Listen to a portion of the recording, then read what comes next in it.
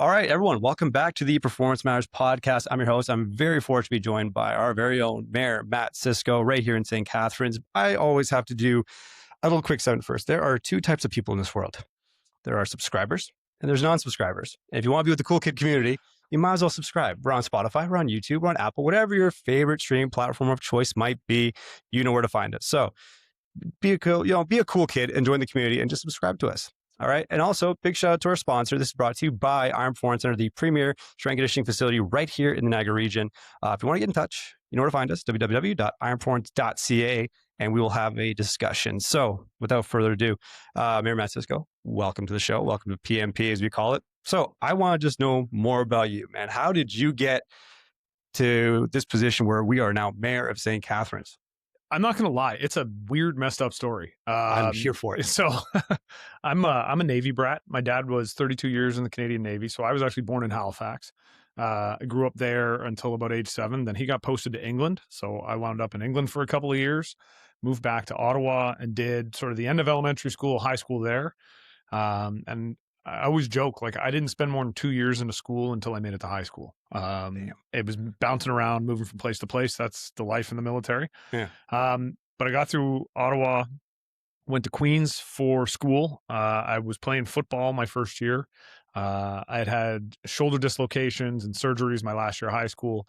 Went to Queens, played, but never made the field, practice roster only, and was feeling really good about the second season. And then my shoulder exploded again. And I was faced with this idea of, you can have another surgery, but you're going to miss the next season, or you can focus on other things. I'd always kind of liked politics. So I thought I'd get into student politics.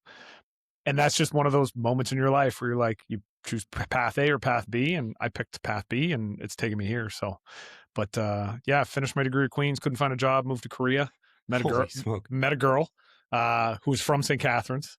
And when we came back, everybody, my family, all my friends had scattered during the RCMP. My parents are retired back to Nova Scotia. So I said, where do you want to move? And she said, I'd like to go back to St. Catharines. So came back here. I did teachers college, got a job teaching and coaching football at St. Paul in Niagara Falls. And a chance came up for council. And it was 2010. And I remember going back, and my best man was the only one left in Ottawa. And we were out one night and I said, I was thinking of running for council, but I still haven't established myself in the community. Like I'm coaching and I'm doing all these things, but I think I need a couple more years. And he looks at me and goes, dude, you should run. You're going to lose anyways. But That's a good friend, eh? But it was the best advice in the world, because the next thing he said was, but you're going to lose and you're going to figure some things out. And then in 2014, you'll go back and you're not brand new trying to figure it out. You've already learned some lessons. So I thought, cut your teeth, right? Yeah. Well, and it's the whole idea of like, failure's not a bad thing. Yeah. If you're learning from it, then it works. Yeah. So I thought, you know what? He's right. So I threw my name in the hat and then I didn't lose. There's a combination of good luck, right time, right place. But I also, I started knocking on doors months before anybody else did. Yeah. And it sucked. And I am not an extrovert. Like I'm not the guy who puts himself out there, but I was like, this is what I want to do with my life. And it just sort of took off from there. I counseled for 12 years when the position of mayor became available. Mayor Senzik decided he wasn't going to run again. Yeah. And he and I are good friends. He suggested I'd think about it, and I put my name forward. And again, I think politics is a lot about timing. Sometimes it's just right place, right time.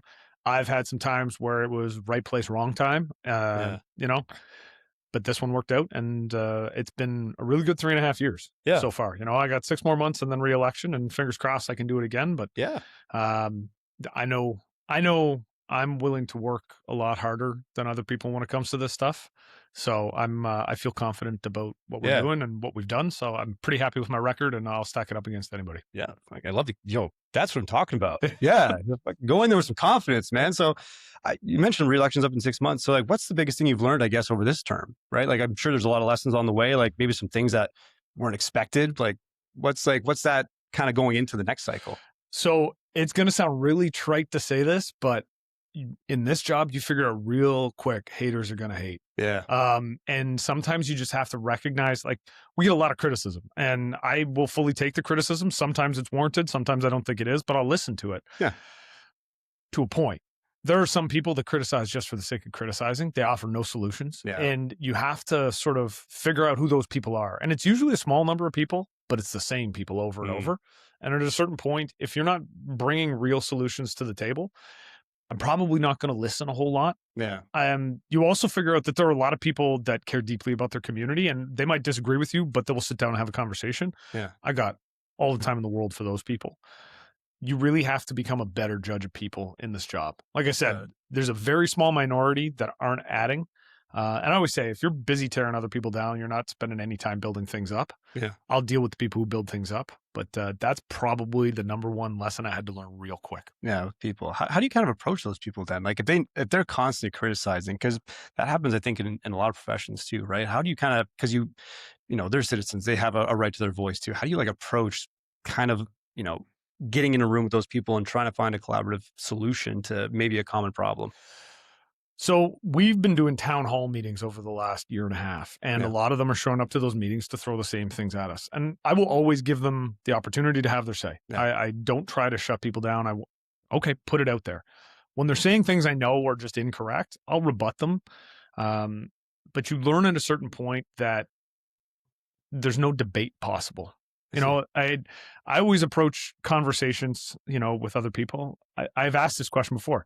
Is there any evidence I can provide that's going to change your mind? That's a great question. If someone says no, Yeah. then there's no conversation. There's no debate. Like, they've made up their mind. They're not willing to hear what you have to say. Okay, I accept that. We're going to agree to disagree. And I've said that statement a couple of times, and that seems to get people really upset because it's like, no, I'm trying to explain my point of view. If nothing I say can change your mind, then you're closed door. Yeah. I've gotten a lot better at just confronting that mentality head on, because otherwise you spend a lot of time wasting breath. And like I said, I love debating people. I love getting into conversations about issues. A lot of people will come up to me and they're like, "Oh, I'm sorry, this is work related," and if I didn't like it, I wouldn't be doing it. Yeah. So no, I'll talk about what I do for a living all day long. But there's got to be some sort of constructive end to it. And that doesn't mean I have to change your mind every time. Yeah. I just need you to be willing to listen. Yeah. I've learned there's a couple people in the community, they're not willing to listen. Okay, then we'll agree to disagree and I'll move on to the next conversation. Yeah. I mean, there's people there that have collaborative solutions that you can approach them and Oh, yeah. spend more time with them. I think that's a great way of looking at it too. I've had those conversations where it's like, what would it take to change your mind? And they don't know. And you're like, well, then what are we doing right now? Yeah. You know what I mean? Like, how do we see us going forward here? Like, I'm sure we want the same thing. I'm sure we can maybe agree, like, hey, we want the same end goal. We're maybe just disagreeing how we get there. And you know what? And it's funny you said that. I've had this conversation with a bunch of people recently. Like, I got into politics and I used to be super partisan, right? Like, I was all on one team and the other guys were wrong. And I've moderated a lot over 15 years. It's been my experience that almost every politician is in it for the right reason. Yeah. Like, that's been my experience. And people can disagree if they want, but the people that I've met, they seem to very much be in it for the right reasons. I'll use the federal leaders, for instance, in the last election. I think Pierre Poilievre loves his country. I think Justin Trudeau loved his country. I think Mark Carney loves his country. I think Jagmeet Singh loves his country. If I can approach all of those people from that perspective, we can have a conversation because the motivation's good. I think some of their ideas are insane. Yeah. But if I know that if I believe their motivation is good, then we can at least have a conversation and try to understand the other perspective.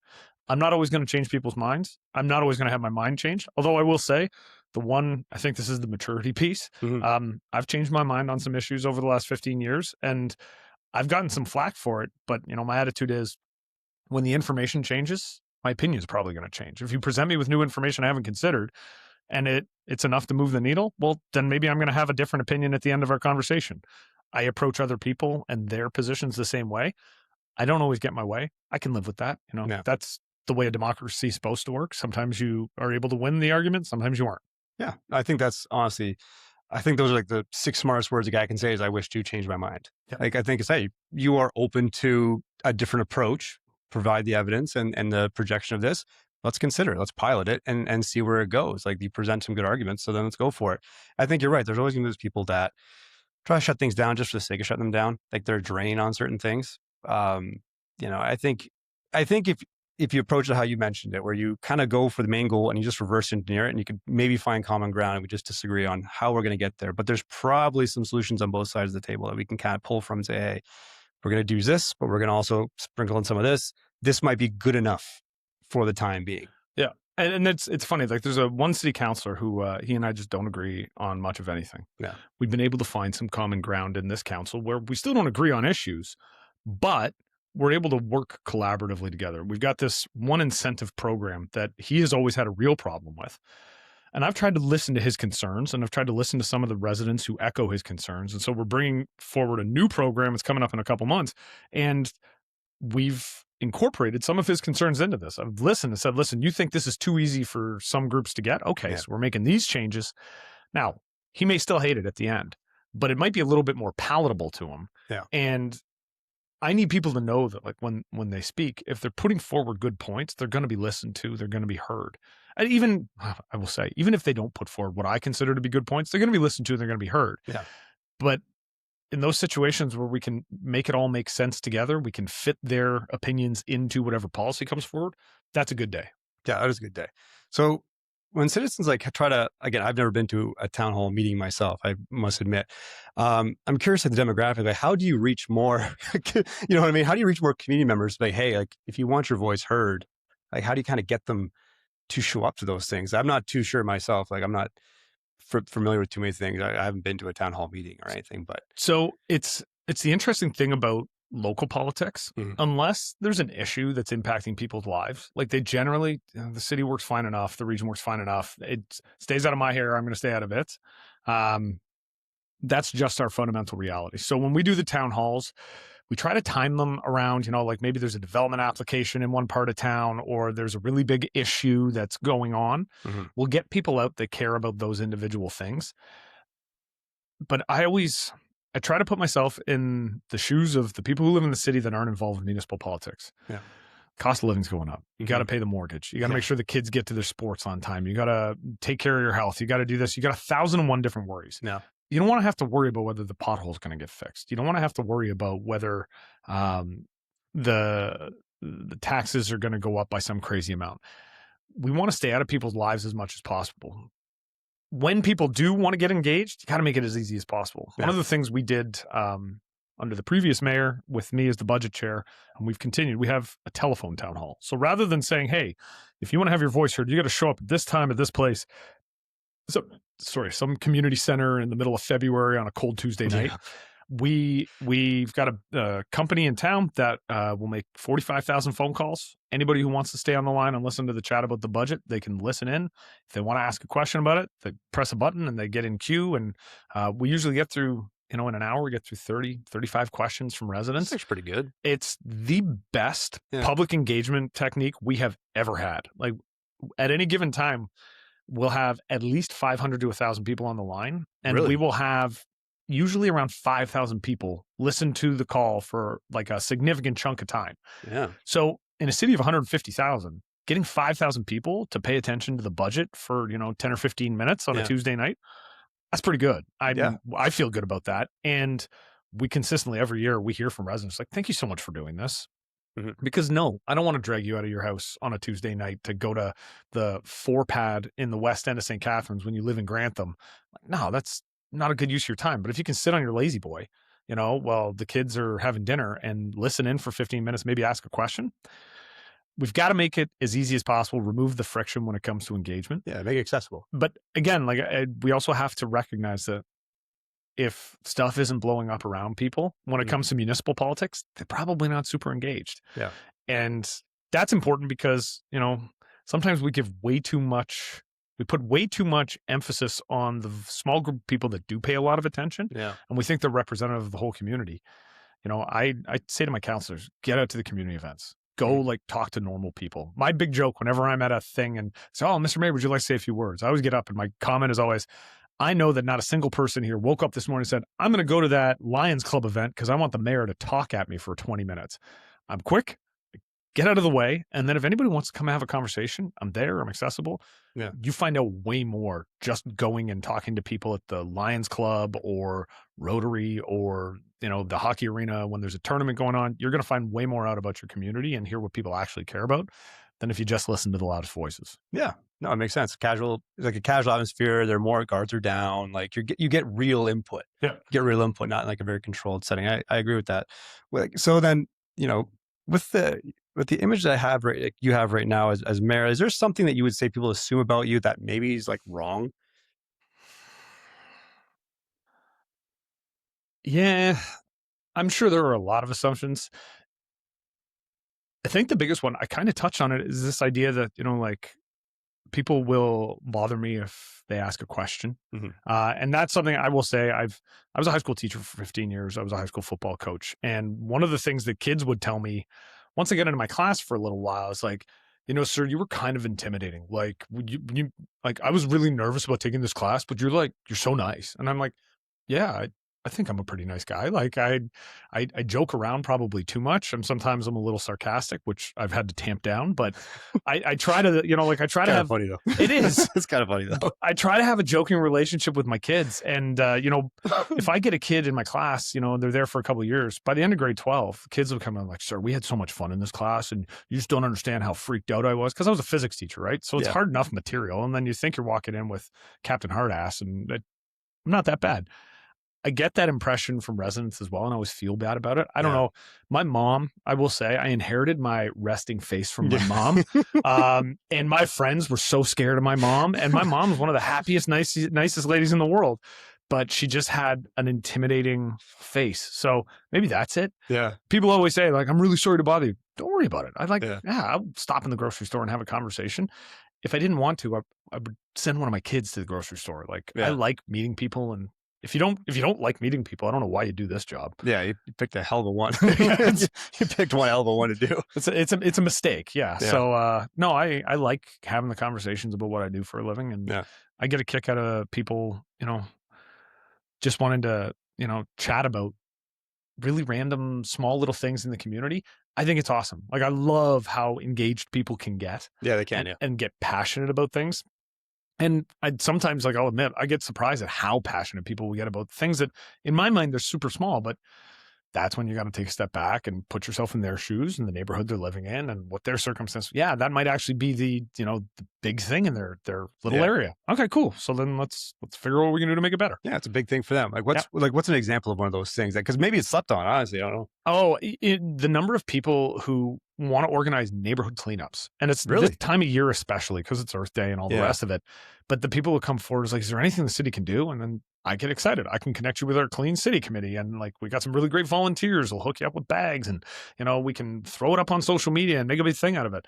People really want the community to look nice. Yeah. And I totally get that. I'm the guy, I walk my dog at 5 a.m. every morning before I go to the gym. And I've got a bag with me. I carry it with me. I got two actually, one for the dog, but then one for if I find garbage, pick it up as I'm going, like, cause I kind of get it. Yeah. You don't want your neighborhood to look terrible. Yeah. So, There's gotta be some pride. yeah. But Some there's a lot of people with pride. They just, sometimes they don't know what to do. And they feel like, well, if I just go and pick up around here, like that's not going to make a dent.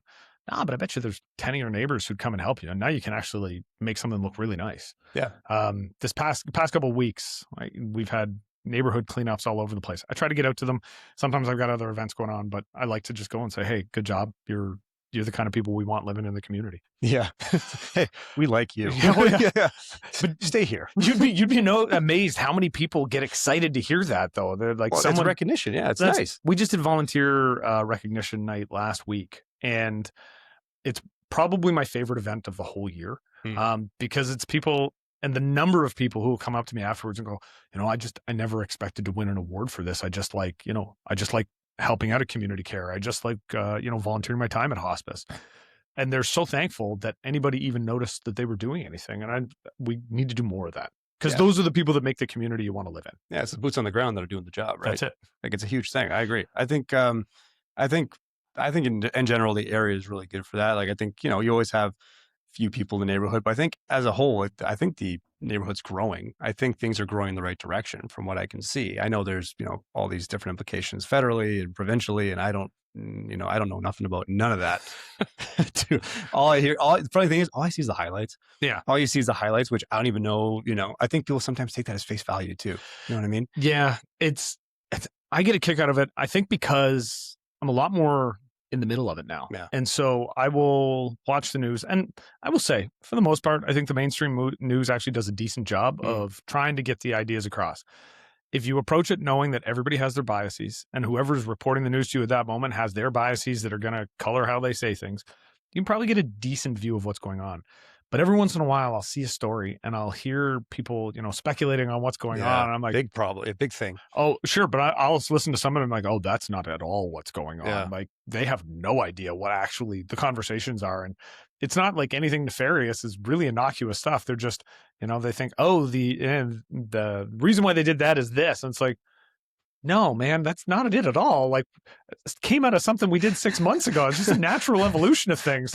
They really take shit at face value, man. Yeah. I will also say I think this is new. Well, I know this is new.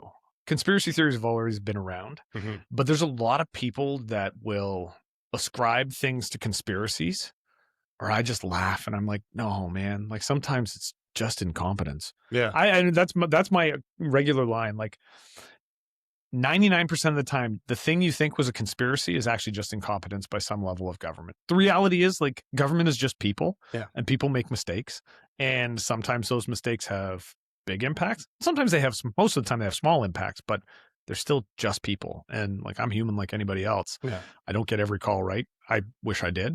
I don't even try to pretend it anymore though, because I know I can see some things I just, like you make a call and you look back on it later and go, I should have done something different on that one. But yeah, I mean, that's just part of learning the job. That's it. You know what I mean? Like it's not perfect, like you said. Yeah. I think all government, like you said earlier, they have that end goal being the same thing. We want to make things better. You're right. I don't think anyone walks into municipal, provincial, or federal government like, I can't wait to just make this worse. Yeah. And that's it. Like, can't we just screw everyone here? And one of the things I've been telling people recently is like, always ask yourself, like when you hear a news story, what would be the motivation for the people involved? Because a lot of times everything boils down to motivation. And I get accused of things every once in a while, but they're the kind of things it's like, I can't think of anybody who's benefiting from a situation. I'm definitely not benefiting from it. What's the motivation to be actively trying to make the situation worse? Like, don't you think I'm motivated to make it better? Yeah. We have industrial sites in the city that we want to get cleaned up. We're trying to work through them as best we can. There's a lot of people who think, oh, you should do this and you should do that. And you can usually tell if the idea is good or bad. If it starts with, yeah, but, then it's probably not a good idea, actually. It's probably a really simplistic solution to a very complicated problem. But I always say, like, don't you think, like, I'm motivated to get these sites cleaned up? I want to be the mayor whose name is next to the problem site is cleaned up headline. I want to be that guy. That's a check mark in my column. All my motivation is to get that done. There's no motivation not to get it done. So why would you say that there's some sort of conspiracy where I'm blocking good things from happening? No, I promise you, spend a lot of time trying to do the opposite. I really just want to make your life miserable, people. And that's, I always question those people that seem to think that, like, they just discount the idea of what your motivation would actually be. Yeah, like what do they they said at home, festering on things? There are some. And like I said, it's a small number. I'll give our community credit in St. Catharines. It's not as much as I've seen in other communities. But it does happen, and I feel for them. But they're the people trying to tear things down without looking to see what they could build up. I'm curious their end goal. Like, how does this end for you? You know what I mean? I don't know if people always think about it in terms of what the end goal is. They just get caught up in the mix of something, and they don't necessarily know how to get out of it. I got really introspective in my 30s. Like, I made a bunch of changes in my 30s. I quit drinking because I realized I had an alcohol problem. I realized, I was burying myself. I had a full-time job as a teacher, and then I was part-time job as a city councilor, and was spending a lot of time doing that. And I probably wasn't being a very good husband. Well, I definitely wasn't being a good husband. Probably wasn't being a very good dad. And I had to make some big changes in my 30s. Yeah. And I got really introspective, and I started to think a lot about, like, what's my end goal here? What am I trying to accomplish? But doing that made me realize that I spent like 36 years not thinking about that. 38 years not thinking about that. And that's almost like, when you have those thoughts, like, that's terrifying. You're like, scary as hell. And I don't think I wasted my life. Like, I had an amazing life. I lived in Korea, lived in England, met my wife. I did a lot of amazing things, incredible memories and experiences with friends. But I wasn't focused on, like, what my goals were. And it took a lot of work and a lot of big changes. And I'm in a much, like, I tell people, I would not change a single aspect of my life at this point. I made some really stupid mistakes. But it all got me to where I am now. Yeah, it provides perspective. Yeah. Perspective, honestly. And it's interesting, I was a high school teacher. I have a 17-year-old, two 16-year-olds, and a 12-year-old at home. Watching my 17-year-old, and I'm watching him get really introspective. And I don't know if this is like this generation thing, but I watch him and I'm like, wow, you have it more put together at 17 than I did at 37, man. Where'd Like, this come from? no, it's terrifying. There's a part of me that's like, I'm doing a really good job. And there's another part of me that's like, he's not I'll getting sign this my name from to that one. Hey, block this, sign that.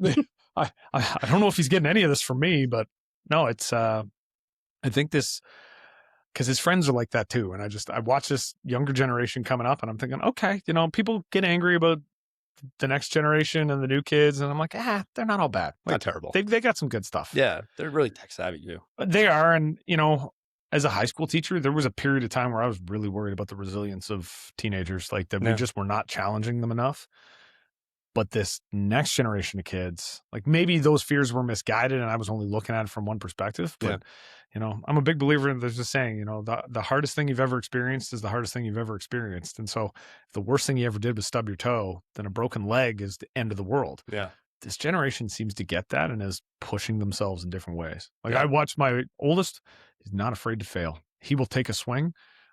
He will swallow the consequences. He has adopted my theory of life, which is you should always be taking risks. Mm-hmm. Take risks you can recover from, but take risks. And he's doing that. And I don't know. That's him and his friends all seem to have the same mindset. So I'm hopeful. Yeah, we see that too a lot. Honestly, a lot of these kids. My always biggest fear is because a lot of our kids try to get recruited or sports, especially in sports. I think they see all these highlight reels on social media being a big thing. So it's almost like they kind of see that as like the face value thing. Like, oh, okay, well, I got to be doing this, and this. Like, well, that's just a moment in time. Like that doesn't account for 99% of that athlete or person's career. It's just like that's just a snippet, 15 seconds, to be honest with you, of their time. So like that's just take a step back here and not be so caught up in that face value thing. It's like, no, they probably did all these other hard things along the way to get that, right? It's not rejection, it's redirection, depending on the feedback you get from the failure or the loss or the learning. So I think they're all in a good headspace, but sometimes you might find like they're almost like overwhelmed by so much stuff they get online. It's crazy. Oh yeah. The information overload is real. Huge. And it's, I can very confidently say that my New Year's resolution this year was like, I'm kind of done with social media. Yeah. So I'm on Instagram a little bit personally, but my staff handle all my stuff. I haven't looked at Facebook since last year because you realize, if I don't know that it exists on social media, then it doesn't actually exist. Yeah. And it turns out like when people are saying really crazy things on social media, I don't have to read any of it. Yeah. And if I don't read it, I don't have to think about it. That's amazing. Like, it's very refreshing. That is one of the most freeing things in the world. It's very refreshing. It's to realize I don't have to engage in the crazy. Like I can just let it happen and it doesn't have to involve me. Like social, and you're right, social media, because of the information overload, you really can get caught up in thinking that other people's highlight reels are their whole life. Yeah. And, football is the greatest example of that for me because I remember, when I was finishing high school, this was old school, late 90s. Like you didn't have online anything. So guys were piecing together like handy cam videos for their highlight reels to send off the programs. And you realize like you go through an entire game, you might not find a single thing you want to put on that tape. So, like you're picking and choosing, but then someone stitches together a 3 or 4 minute highlight reel video and it's video from 2 or 3 years of high school football. It's boiled down to 3 or 4 minutes of your best plays. It looks great, but that was not every game, man. Yeah. That was not every game. There's just one small moment in time. And that's it. So you gotta, I think these kids are starting to figure that out. Yeah. It's like, hey, I don't like what I see. Scroll up. Yeah. That's fine. Just turn it off. Yeah. It can be that simple. It's sometimes like fun to watch because like you see like somebody on their phone and they just start like festering, like they just go down this doom scrolling thing. They start festering more, but you're like, you don't have to watch that. You don't have to listen to that. And it's better for your mental health if you don't. Yeah. You don't need to see everybody else's highlight reel. Yeah. And my wife has MS. And one of the things that she's recently been doing is she's putting up very real Instagram videos and reels of, what life with MS is. And it's been interesting to watch the reaction. I know she lost some followers at the beginning, but then she started to gain followers, people she doesn't even know that they're like, and they'll just flat out tell her like, we really appreciate that you're just, you're not sugarcoating it. You're not trying to go, sell anything. You're just like, hey, this is what MS looks like. Yeah. And it's very real. Sometimes it's a little embarrassing, specifically for me, because she'll talk about, how husbands don't always completely support their wives with MS. And then I feel like a bit of a schmuck because she's broadcasting it to the community. But You're like, yeah, can I be a guest on this reel, please? but it's been interesting to watch how people have reacted, because there seems to be a growing recognition, like, it's not real life, folks. Yeah. It's just Twitter's not real life, Instagram's not real life, Facebook's not real life. Touch grass. Yeah. Yeah. Yes, that's a good one. I honestly love, because I do think it's a great tool. I think it's a great modality as a tool, but I think it just has to kind of be put in perspective. Like, this is a tool. It can be used to educate, but that doesn't mean it's exactly what it could be. Like, there are biases. Like you said, like, you should always take a step back and just, if you're going to look at things, kind of fact check them in some regard, or just put things in perspective. But I think the authenticity is a big thing. Yeah. I think that could be a great educational tool. Obviously, we know from social media how it operates today. It is a big educational tool. It gets people engaged, hopefully in a positive way. But at the same time, I think it's always like, just put things into context. If you just kind of put things into context and you don't have to watch everything that pops up on your feed or everything else, it's like, guys, it's just one moment in time. Move on. Like, it's go be productive, touch grass, be humble, go outside, get fresh air, do something. I don't know, but don't take everything so face value. Well, and I'll tell you, my campaign manager is quite happy I'm off of a lot of it now, because, like, as we get into election season, there's going to be videos. And like, I've seen a couple of people who've said they're running against me for mayor, and that's great. The more the merrier. But putting up videos and just saying stuff. And if I watched the videos, if I spent a lot of time with them, I'd want to rebut them. And then I'd want to go on and I'd want to make a video. And if I don't see it, it doesn't exist, and I don't have to deal with it. Like, I'm going to do exactly what I do in every election. I'm going to go knock on doors and I'm going to talk to people. And if people want to try and run campaigns on social media, I wish them good luck. I don't think anybody's ever won an election campaign because of their social media presence, but hey. Yeah, I guess I'm be very curious to see how that pans out for your competition. So I want to talk now, like, how do you kind of, manage your team of people? Because I think we have a lot of sport coaches that we talk to. They're managing teams, they're managing their coaches, everything else, like leadership and kind of how we, collaborate with our team in general. We're always trying to figure out, like, what are some strategies or some ways, like, how do you kind of break the ice and, kind of guide your team of people that work for you? For me, it was really important to pick very carefully the people around me, and then trust them. And so it's the picking part that I think is the most important. We took a lot of time. So I was lucky. I came into my office with an admin assistant who had been, she had been there for the last 3 mayors, and I was her 4th. So a lot of institutional knowledge. I brought a chief of staff with me who, was a close confidant, worked on my campaign closely, and understood what my goals were. And then I empowered her and I said, listen, you know what my goals are. You need to make sure that everybody in the office knows what my goals are. And you need to make sure they're all rowing in the same direction. Took the same attitude with our senior leadership team at City Hall. I inherited a CAO, but a CAO that I had a hand in, selecting for that role previously when I was on council. And I had the same conversation with him as I had with my chief of staff. You know what my goals are for the city. The CAO runs the staff side of things at City Hall. I said, I need you to make sure that everybody around the senior leadership table understands what those goals are. It was easier in my office, smaller group of people, but it was easier in my office to, select other team members and then make sure that they were in line and then trust them to do their jobs properly. Yeah. With senior leadership, it's a little bit different, but after about, say, 6 months on the job, everybody understood where we were trying to go. Yeah. We had to make some senior leadership changes over my time as mayor, because there were individuals that, as much as they understood where we were trying to go, maybe weren't always working in the same direction as we were. You have to know when to make a change. And I will say, I'm very hesitant to make changes. I need clear evidence that we're not moving in the same direction. Like, you're not trying to implement my goals. But once I know, okay, well, now we have to make the decision. Yeah. Additionally, though, you also have to shut out the noise from outside. Like, if you're the leader and you're the one trying to lead your organization, you know what your goals are. Listen to other people, but at a certain point, shut it out. Because the number of times I've been approached by people not on my team, not at City Hall, from outside, like, you need to fire so-and-so. I always think, like, man, I don't know who you think you are, but if I need to fire that person, I'm going to fire them. Yeah. But you telling me I need to fire them, like, no, that's not how this works. Kick rocks, man. But you want to bring evidence as to why you think they're not aligned with my goals? I'll have that conversation. Yeah. But I chafe against people telling me what I quote unquote have to do. Yeah. And it's happened in a few instances. And, again, you learn who to listen to and who not to listen to. I've also got some very close, allies on council who have done exactly what I said. They brought evidence like, listen, man, this is why this needs to happen, but they lay out a case and they accept that I'm going to make the decision. And we did make some changes based on some of those conversations. We also didn't make some, but I made sure that the two people that are most important for me to be able to accomplish my goals, which is my chief of staff and my CAO, were 100% aligned with where I was trying to go.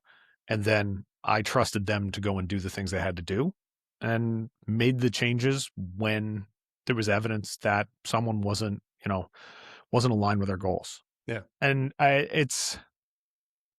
was a high school teacher before this, so I'll admit, like, my executive experience was pretty limited. Yeah. But it seems really straightforward. And I think I will actually ascribe a lot of it to having been in team situations for a long time. When I was a high school football coach, for the longest time, I was the offensive coordinator. Offensive coordinator has a lot of latitude to be able to do stuff, but the head coach makes the decisions. Yeah. So at the beginning of every season, I sit down with the head coach and, we figure out, what do you want your offense to look like? I can make it look like almost anything. I have some strengths. My head coaches always played into those strengths. But at the end of the day, it was their decision. When I became the head coach and I handed off the OC role to someone else, it was the same thing. I picked someone to take that role who I knew understood what we were trying to accomplish as a football team, understood what kind of offense I wanted to run, and was able to implement it. I think there's a crossover from sports leadership into all other aspects of leadership. It's very much the same thing. And when you need to make a change. Yeah. When, someone's trying to do something and it's not the direction you think your organization needs to go. Yeah. Make the tough calls. But you have to make the decision at that point. And, I will admit it took me a while to figure that out in this job. We maybe, didn't make some changes early on that we wound up making later that we should have made earlier. Yeah. But you learn it as you go. But we made it when we had to. Yeah. Yeah. Yeah. I think it is hard. Again, we have examples. I remember, with one of our pro organizations, I think we recruited and had like this roster picked together. We had the best players, like individual one-on-one guys, best players ever. We had the worst team. And I was like, when we lost in the quarterfinals for playoffs, I almost yeeted myself off a condo building in Toronto. I was so mad because I'm like, how did we lose? I'm like, we had literally the best player to put any one of our guys one-on-one against any other player. We're winning. How did we not piece this together as a team? I remember at the exit meeting, I was like, furious, and the coach comes in. He's just like, hey, I fucked up, man. Like, we got to shrink this down. I think what happened was he kind of laid out the vision, but every assistant coach had like their own interpretation of the vision. Yeah. And then certain players would like kind of conglomerate with the assistant coach that resonate with them. So now you had almost like these 3 or 4 different pieces just kind of operating on their own with no real clear guidance towards the vision. And then that's where everything just went down the tube. And then following season, he cut the staff that were just not on board with the vision. So it was a smaller staff. And I don't think we had the best players that year. We had I would say guys that can hold their own, but we had the best team and we won the whole damn thing. Yeah. All from a small, essentially it was him just being very transparent. Like, this is a vision that I'm trying to uphold. Here's what that looks like, right? Like, we all have to be rowing in the same direction here. Yeah. Here's how we address consequence. Here's what happens if someone doesn't uphold the standard. Like, be very transparent with, here's what it looks like, and here's what we'll recognize when things are going wrong and what we're going to do about it. Yeah. Right? Like, it's a huge leadership piece. Well, and so at City Hall, like this whole term, our one of our biggest, most overriding goals is getting housing built in St. Catharines. That's like the primary thing right now. That's the thing. And, we recognized early on that was going to have to be it. So, we started off by putting in place some foundational policy. And like I said, talk to the CAO and he understands where I'm coming from, what I'm trying to accomplish. He's talking to his directors. And then I start with regular meetings with the directors, specifically the directors most intimately involved with getting housing built. Like, we have a planning director. She's got to be on board. Yeah. We've got an economic development director. He's got to be on board. Other departments as well. I keep up with regular meetings with all of those staff just to make sure that, like, listen, nothing's changed and what are the priorities coming up?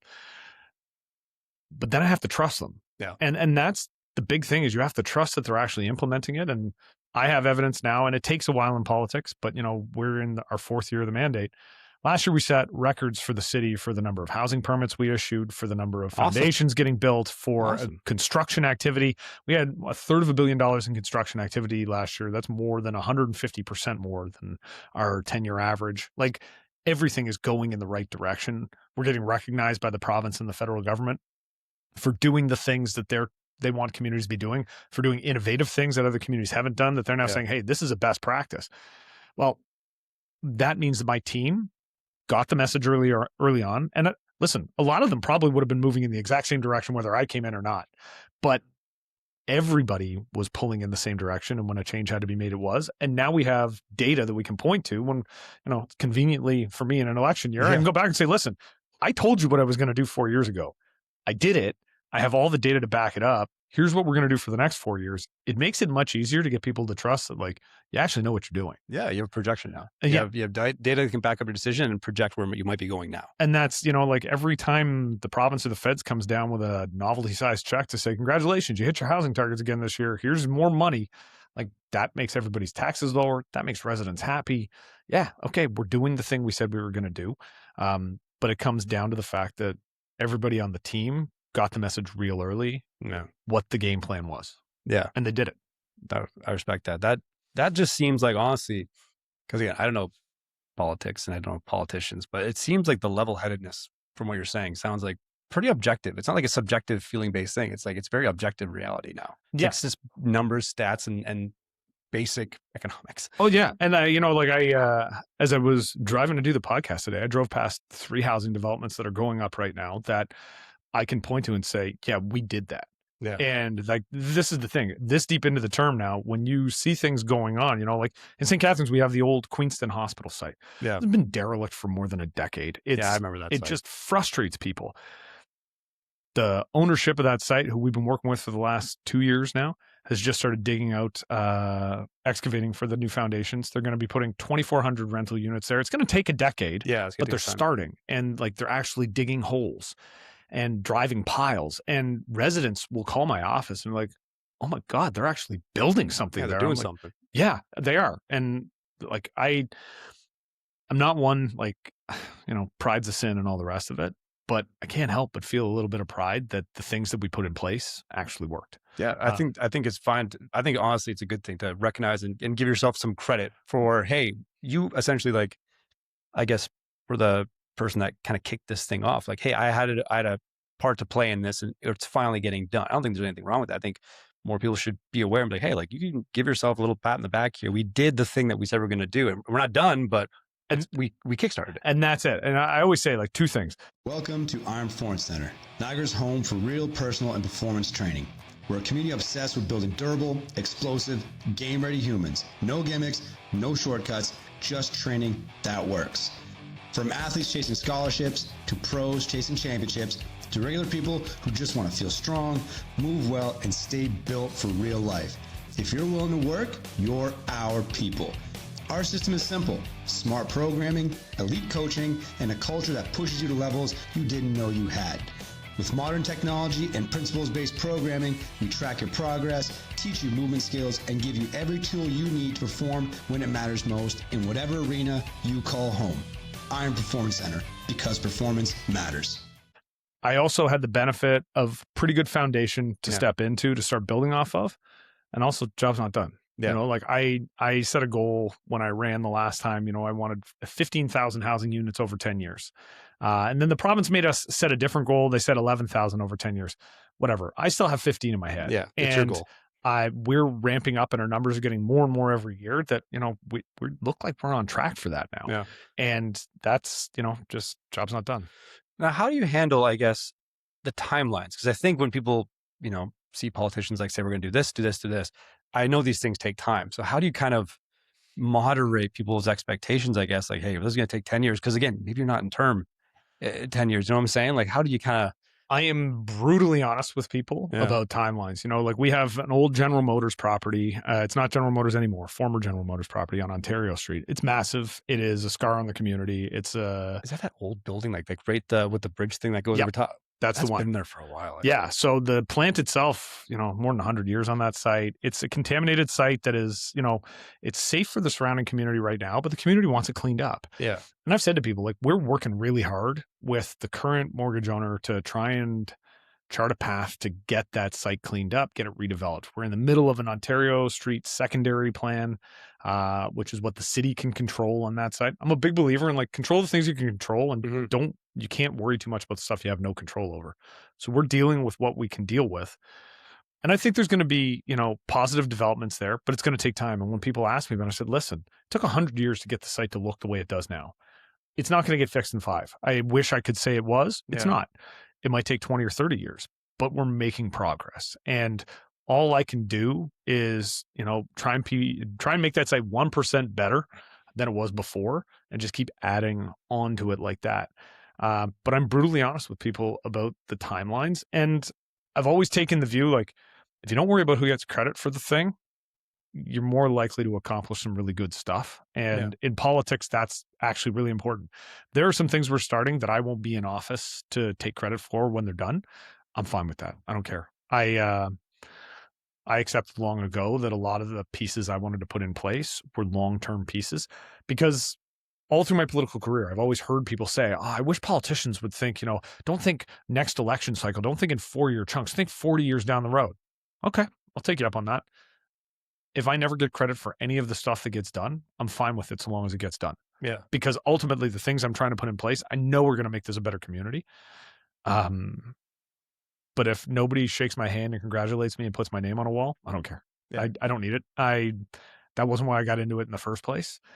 I have a skill set. I think I'm pretty good at some of the things that I'm pretty good at. And if it can make my community better, I'm planning on dying in this community. Yeah. So I'm going to be here for a long time. Fingers crossed, knock on wood. I want it to be the best community it can be. And I got 4 kids and I want them to have an option. Like, no illusions. Like, my kids might want to move as far away from mom and dad as possible. But if they want to stay here, there's got to be opportunity for them. Yeah. So that's sort of my driving motivation since I got into this. I want this to be a place where my kids can choose to live if they want to. So. Damn. That's refreshing. Being honest, that's refreshing. Yeah.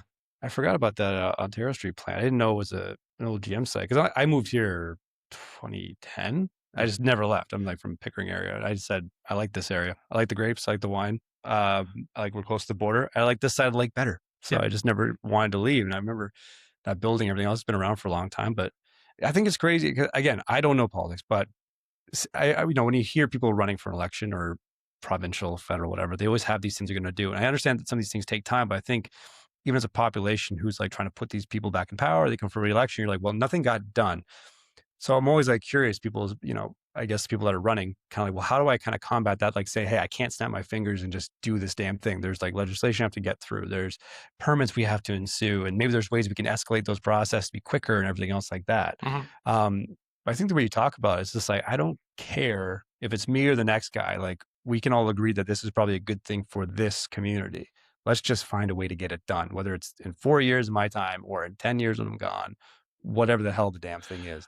You know what I mean? Yeah. And, I've worked with folks who were very concerned about legacy, and I always kind of laugh about that. Yeah. Like, I don't want to get too, I read a lot of Stoic philosophy. And Marcus Aurelius. Yeah, I know that you're Marcus Aurelius guy? And I know that's a manosphere thing right now. I don't care. Come on. It's awesome literature. It is though. Like, I mean, and when you read it, you're like, oh man, they figured this stuff out like 3,000 years ago. Yeah. And like, we should all be reading this stuff. And it brings peace almost. It's like peaceful. It does. Because like if you stop stressing about like, oh my gosh, what are they going to think about me in 100 years? Nothing. They're not going to think about you. Like anybody who ever knew you was going to be dead and gone. Just try and do the best in the moment. Like just try and do the best now and make the best possible decisions. Once I wrap my head around that, politics kind of changed for me. It's freeing. Yeah, it is. And like now I feel like, I'm really lucky, right? Yeah. Like I had a great career as a teacher. If I wanted to go back to being a teacher, I could do that. So I'm in this position. And the reality is in elected politics, there's always a chance you're going to lose your job in the next election. I'm very confident that I will be returned in October, but I've never allowed trying to get reelected get in the way of trying to make the right decision, because I kind of view it as like, if I have to wake up every morning and lie to myself to go to work, well, I'm not doing that. Like I'm a fairly talented guy. I can find work in I could go back to teaching. I'm not going to like live a lie to be able to continue to be the mayor. That seems stupid. For the wrong reasons. But it seems stupid. Like, I'm not going to live my life that way. Like to hold on to something for the sake of having it. Because I would probably be miserable having to do the job in a way that I don't agree with. I'm just not going to go down that path. So it's freeing. And I read a lot of philosophy just because it is calming. Like and in politics, you can dive in and ruminate and just spin around in circles in your own head.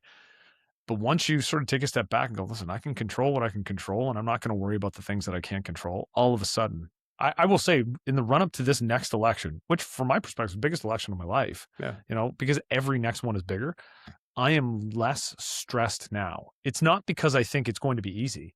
It's because I can't control what other people do. Someone decides they're going to run against me. All right, run against me. Someone decides they're not. Okay, don't.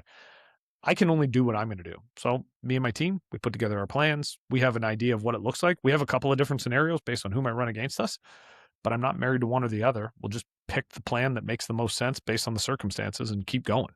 Yeah. All of a sudden, my walks with my dog in the morning are a lot more calming. Yeah. Like so it's almost meditation as I walk, listen to some music, maybe a podcast. But I'm not wrapped up in stress. And, learning how to read philosophy probably changed my outlook on life the most over the last couple of years. It is freeing. I think because of it takes the subjective feelings out of the way. I think a lot of times, maybe I could be wrong, is some people, whether it's coaching or certain businesses or ownership or like that, they almost like cling to the idea of like this power. It's almost like that's what they want. They'll compromise their core values, you want to say that, just to hold on to something, to say it's theirs. But in reality, you're kind of it's eroding like water on a rock. You're eroding your actual fundamentals that are gone. Yeah. Just for this thirst you can't quench if I want to hold on to power for the sake of having the title. Yeah. You know what I mean? So it's a refreshing perspective to hear. It's literally, no, there's objective things we're trying to do to make things better, regardless of who it is. We all agree that this is the thing we're trying to get to. And that's really level-headed, honestly. It's refreshing to hear politicians speak that way.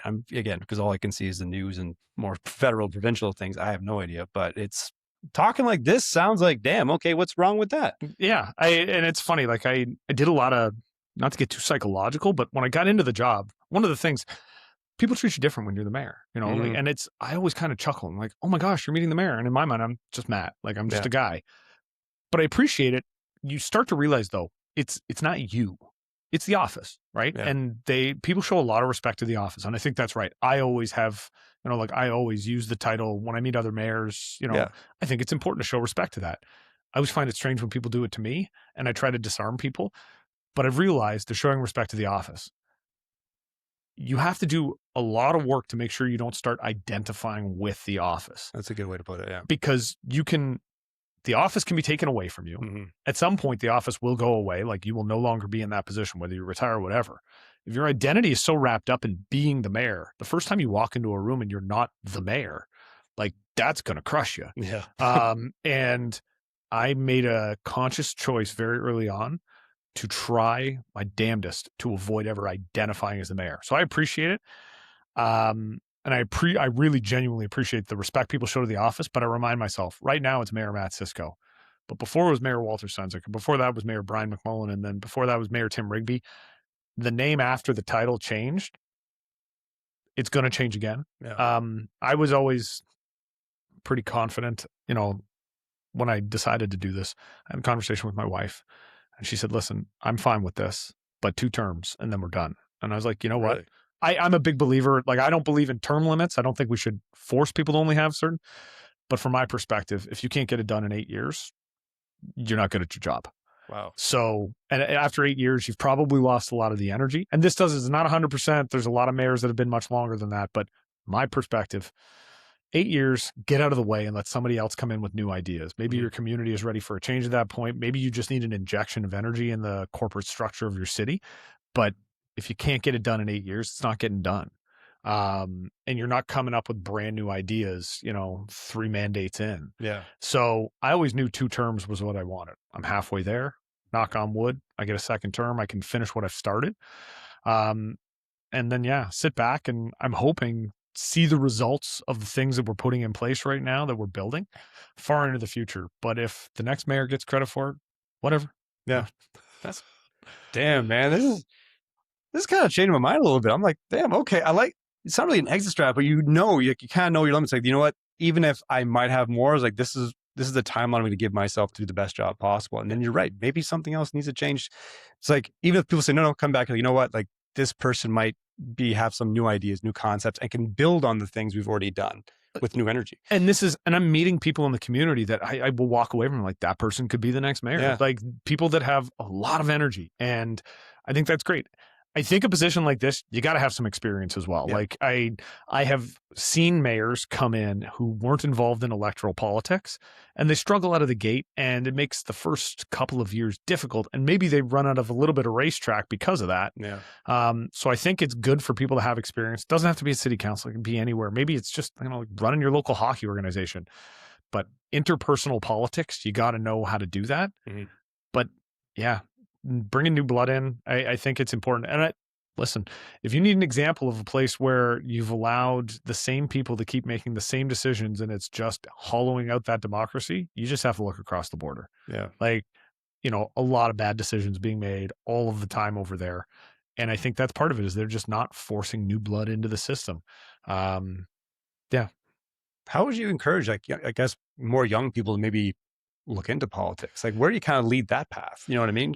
It's funny. I taught physics in high school, but then I also taught civics because my principal was like, you care about this more than anybody else. Do you just want these sections? I'm like, yeah, I'll do it. I love it. Count me in. No. And I would go in and I'd framed my class, I think, differently from others. I'm sure a lot of civics teachers do this, but like the first half an hour of every class was like, all right, what's going on in the world? We're talking about it. So bring it to class and, sort of forcing kids to like pay attention to what's going on in the world. Yeah. And all of a sudden you wind up with kids that are really deeply involved in like some weird thing that I don't know anything about, but it's important in their world. You got to help kids figure out that there's stuff they care about, because I've seen way too many kids get all the way through high school and not care about anything. And it's not something the education system, I think, does particularly well. Yeah. I think that there's a place and time in education for like the regimented do this, then do that, then do that. And you got to learn certain things to be able to get through high school. But you've also got to give kids those opportunities to sort of explore ideas and figure out what they care about in life. I've got a former physics student of mine who went off to university. I think she got her degree in physics. Now she's working on her master's or PhD. I never remember. Crazy. But she has gotten super involved. It's funny. She's gotten involved in a way that is not my brand of politics. It is completely different from the things that I believe in, but I am constantly encouraging her because I love seeing people get engaged. And it doesn't matter that she cares about issues in a different way that I care about the issues. The fact that she's, giving her time and energy to it in a constructive way, because some people they're keyboard warriors and they won't shut up online, but they don't do anything in real life.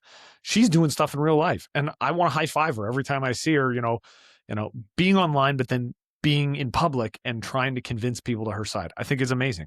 Yeah. But that was a student who, discovered what they were passionate about and then was able to sort of, dive into that part of civic life. Too many kids get all the way through high school and don't even think about it. You know? And if it's true. And I would never, talk down about colleagues, but unfortunately, when it comes to teaching kids about civics, and civics is just like how you live your life in your community. Sometimes it's the class that nobody wants to teach. And it's just glazed over. And that was why I wound up teaching it. And shout out to Lou Stranges, who's the principal at St. Mike's, for giving me the opportunity. Shout out STM. But it was him who gave me the chance to teach it, and I had a blast, and I knew I was a city councilor at the time doing that part-time. So I knew a lot of the politicians, and you bring them into class. And it's like, hey, Mayor Diodati's in here to chat today. And, we can get MP Chris Biddle to come in and speak. And once the kids actually meet the people that make the decisions, that kind of triggers something as well. Yeah. I make a point. Humanizes it, essentially. This is it. I make a point. Any school, any high school in St. Catharines, you want me to come and talk to your civics class? I will do it. And the teachers are ridiculously thankful, which makes me wonder, like, have other politicians been saying no to this? Because this seems You got to know a lot. this one seems really easy to me. Like, they're future voters, so like you have That's the irony of it, isn't it? Like it's something that's glazed over, but like you're literally going to be of age where your vote is going to make the changes that you want to see. Well, and that was, I think, the thing I said. I was at DM. Shout out to Kevin Timmons, who's the principal over there, who had me in. But I was at DM my first year, and I'm talking to the kids, and the first thing I said to them, you're all going to have the opportunity to vote for me in the next election. And like half the room's head snapped up like, oh man, I got to vote. I might be able to vote for this guy. And when you're grade 10, like 15-year-olds don't think about that. I got a 16-year-old at home. He doesn't think about it. A 17-year-old who barely thinks about it. But you got to get kids excited like that, or else they're not going to want to get engaged with their community. And, you know, we see a lot of service organizations these days, you know, like the membership is older, and, you know, a lot of groups are having difficulty finding volunteers. And part of it, I think, is because we're not engaging kids earlier in civic life. But the thing is, like, I think the government, it was like 20 years ago, they brought in this mandatory volunteer hours for high school. Mm-hmm. That's not the way to do it. Like, that's another assignment. It was another assignment. You've got to find different ways to engage your kids. And, you know, sometimes it's as easy as just exposing them to them. You know, like, you bring a group into the school that's concerned about the environment, and you're going to wind up with, you know, 20 or 30 kids sort of wandering over, seeing and going, oh yeah, actually that bugs me too. I want to learn about that. Or, you know, you have the military come in, and, you know, then they don't need to be doing recruiting efforts, you know, but just be there and have a presence. And you're going to wind up with kids who are like, yeah, I think that's maybe a path I want to go down. You know, you get General Motors to set up a booth for a week or two. There's ways to sort of tie kids into the things that are going on in their community that are going to trigger something. And it's not going to trigger something in every kid. Every time, but it doesn't have to. It just has to trigger something in a kid once. Yeah, I think there just has to be exposure to generate curiosity. That's it. If you generate a curiosity, they start asking questions, and the questions can lead to more questions and better answers, more questions. And then they might find something that is relevant to them, that's meaningful to them. And the next thing you know, like, okay, this now has an impact, and you're going to care more about it, and then you're going to go make an impact. Yeah. And I will say, like, I've met really, really good teachers that are trying to do that at schools across St. Catharines, across Niagara. So I got a lot of faith, you know. I mean, I always tell people, teachers get knocked a lot. And I always laugh. I'm like, are there bad teachers? Sure. But there are bad everythings. Like, there are bad firefighters, and there are bad priests, and there are bad grocery clerks, and there are bad accountants, and there's always, but it's always a pretty small subset of the actual number of people. A lot of people just bust ass and go home. Yeah. Good for them. Like, that's what I want in pretty much every job. And, you know, there are some really fantastic teachers in our region that are, you know, doing really good stuff along these lines. You know, they're running workshops, and they're connecting kids with, like, Habitat for Humanity and Community Care and Project Share and the Children's Center, and get after it. I love it. They're doing it. I want to transition out of the fitness and performance side, because you talked about that early on.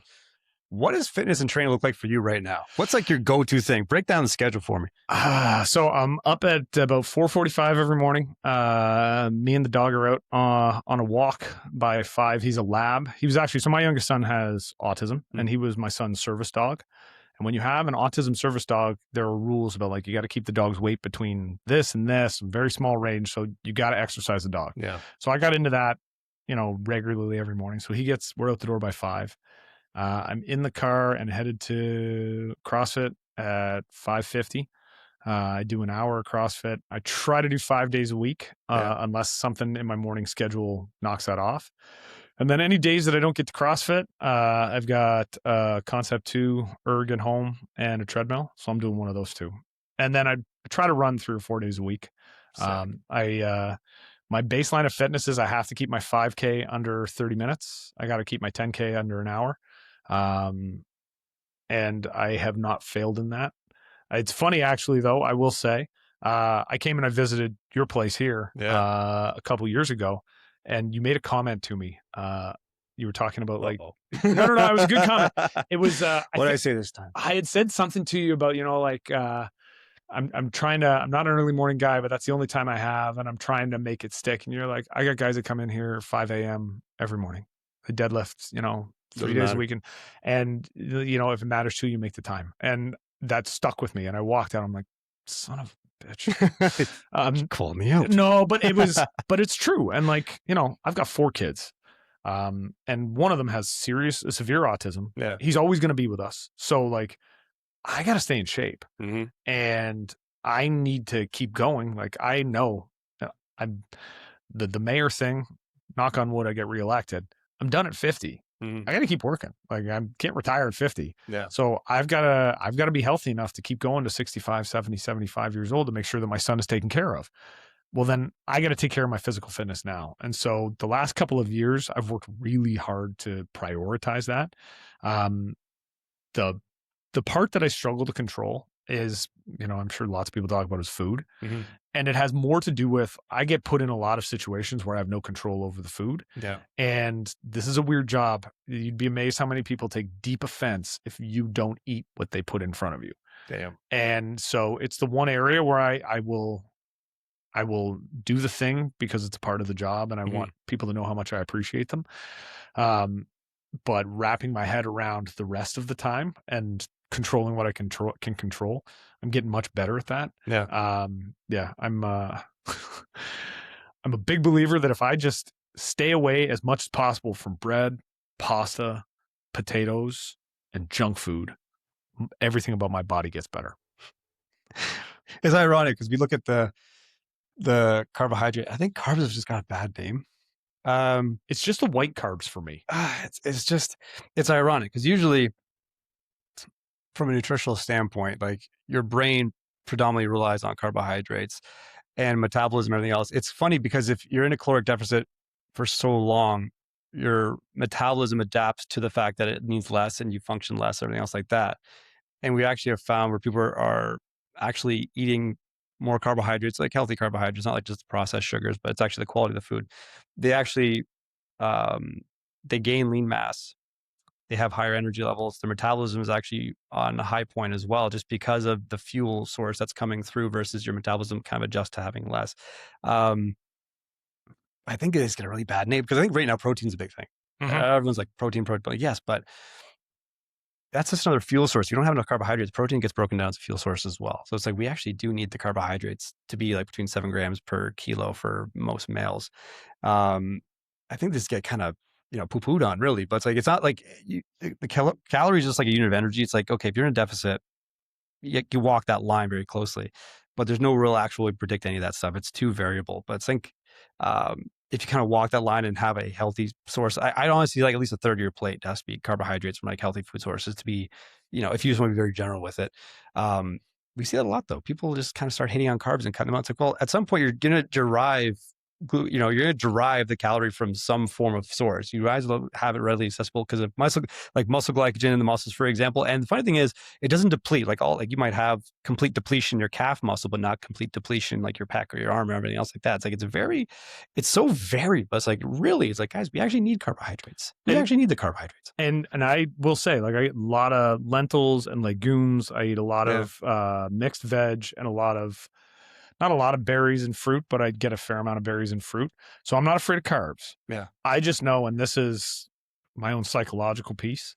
I struggle hard with moderating bread, pasta, and potatoes. Yeah. Like those are just, I will overeat them. Yeah. Slope. And this is like, if I'm going to have a grilled cheese sandwich, I'm going to have 4 grilled cheese sandwiches, and that's a problem. And I'm the same way though. So I'll crush a bag of chips in like 20 minutes. Well, and this is like, do not put me, you can go to Costco and get the big, like 2-pound Himalayan sea salt. That's and black pepper. That's a good bag. It's an incredible bag, but the problem is that's an afternoon for me. And that's half an hour. Yeah. So I have to be careful with that stuff. And like, I do a lot. I'm not going to pretend I love potato chips. Yeah. So that's why I cut them out for the most part. I can't have them in the house. I've just learned that about myself. I also know like this year, so the rule of every election campaign for me at least is usually 15 to 20 pounds. Like that's what I'm going to lose. Wow. And so because you wind up putting like the last election, we had days where 40 to 50,000 steps. Holy shit. Like all you do is walk. Like you're just constantly walking, and it's low intensity exercise. Your heart rate never gets up past like 90, 95, but you're doing it for 8 to 12 hours, yeah, 6 days a week. It's like a Euro trip. Oh, and so I like it because like at this point, I'm not overly stressed about things. Like right now, I'm just, I'm making sure. It took me a long time to figure out, like, if I am active at a higher rate, then I do actually have to fuel myself properly. Yeah. I also get into situations where, like, if I go to Club Roma, like, they're gonna give me pasta. Like, that's the meal, and they You make. can't say no either. But this is it, like, because I know the nonas are in the kitchen Yeah, making they're the not gonna say lasagna, no. and it's the greatest lasagna you've ever had, and you're like, Yeah. I'm gonna eat your lasagna. So I'm doing that, 5 or 6 times a week. Those are the ones I can't control. Yeah. So I accept I'm going to get stuff there. I try to lock in for the meals I have control over. I'm on a path now to just completely eliminate processed food outside of like Good call. protein powders Yeah. that I use post workout. Trying to cut everything else out, just because I'm 46 and I got some blood work back a couple weeks ago, and you look at it, and I'm like, I feel really good about my blood work. Mhm. Testosterone, everything else was where I want it to be, but I know how easy it is for it to slip. And like I said, 4 kids, you've got to take care of one of them forever. Okay, I got to be in better shape. Yeah, you gotta take care. You gotta take care of your shit. That's fair. And it's probably like, if you want to identify the stress in my life, that's the one, is making sure I get the workout in, making sure I get the heart rate up every day. But I've also found from a mental health standpoint, like Huge. if I work out in the morning, I know I've got a council meeting on Monday night. If I work out at 5:55 on Monday morning, council's easy. It doesn't matter what we're talking about. I believe in the idea that if you burn off all that excess energy, you don't have the energy to get angry. Yeah. And then I can stay even. And I've had counselors say, like, I'm a different guy now than I was 10 years ago. Like, you would have gotten pissed off at that comment 10 years ago. I'm like, yeah. Nah. Yeah, it's huge. I always have to work out in the morning. I know for us, because we have like our athletes come through in the morning. Latest I'll try to work out is like 11 a.m., just like the middle block. But if I miss like my lift, like I just, sometimes you just have to like just fucking beat it up a little bit. If I miss it, I'm just thinking about the fact that I missed it, and like I'm a piece of shit for that. Like that's me mentally. I literally tell myself, like, what a bitch, man. I can't believe I missed that shit. And then all I'm thinking about is like stuff, festering over that for a while. And I'm like, I'm not productive today. Wow. I'm like, I missed the thing. I said I was gonna do the damn thing, and I missed the goddamn thing. Now I have to go back and do it again. And like we try our hardest not to miss any of that stuff. I don't care if it's like 20 minutes doing something. I don't care if it's like a PR day or whatever we're trying to do. It's just like that to me just sets the tone for my day. I need to lift. I need to train with purpose and intent for whatever the duration is that I can make the time for in that situation. But the whole rest of my day is better. I'm productive. I get things done. I think clear. And this is, I know that if I don't get it in the morning, my brain is going to start messing with me, and I'm going to make excuses later on in the day. And I have set aside that time, and it's like, no, 5:55, I got to be in the gym, because I know there's always a strength portion to the workout. I know I'm going to do something that's going to jack my heart rate. It'll be a solid hour. And then, like I said, I got an erg at home, which is great. Death by calories is a great way to explode. Me and the erg have a love-hate relationship. Yeah. Love-hate relationship with that thing. I hated it until I loved it. And then I've been a runner since university. Like the joke was, like I said, played first year at Queens, shoulder explodes. The problem was I kept eating like a football player, but I wasn't working out like a football player. So by 4th year, I'd been 220. I was up to about 320. And I had to lose weight. So I started running. And because I didn't know much about health and nutrition at the time. And everybody, I think, assumes, if you want to be in good shape, you got to run. Yeah. There's nothing wrong. I love running. Like, it clears my mind. I think really well when I'm running.